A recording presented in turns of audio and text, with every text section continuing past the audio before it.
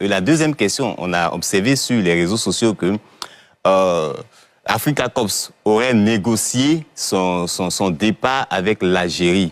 Est-ce que les autorités maliennes étaient informées des négociations et quelle était leur position vis-à-vis de cela? Abdoul Niang.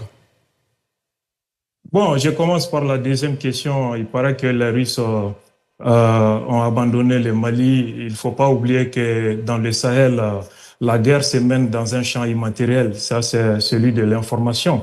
Et qui a intérêt à discréditer les partenariats avec la Russie. Il faut bien voir ces acteurs et voir leur position par rapport au terrorisme au Sahel pour comprendre ce qui se passe réellement. Je ne commente pas ces rumeurs parce que nous parlons d'un sujet assez sérieux qu'est le terrorisme international. En plus de ça, la première question... Non, Abdoul Niang, vous ne pouvez pas passer par devers ce sujet. C'est un sujet de grande importance. Je veux dire, Africa Corps, c'est le partenaire le plus stratégique aujourd'hui de l'État malien, du gouvernement actuel de la République du Mali, dans la lutte contre le terrorisme. Donc vous ne pouvez pas passer sous silence ce sujet. Est-ce que le gouvernement, selon vos informations de journalistes proches du régime en place, est-ce que le gouvernement a été associé aux négociations du départ d'Africa Corps?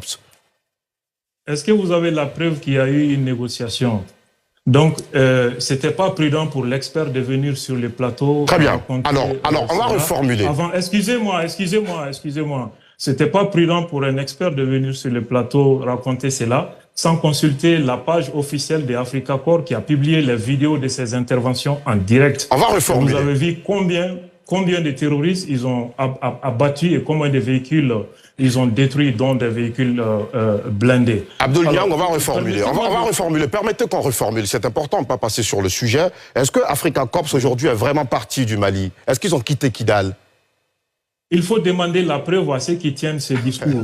Nous, on sait ce qu'on est en train de faire et sur le terrain, la réalité est tout autre. Je vous ai dit que la guerre se mène sur un terrain immatériel, celui de l'information dans notre pays, et qui a intérêt à discréditer les partenariats avec la Russie. Posez cette question aussi.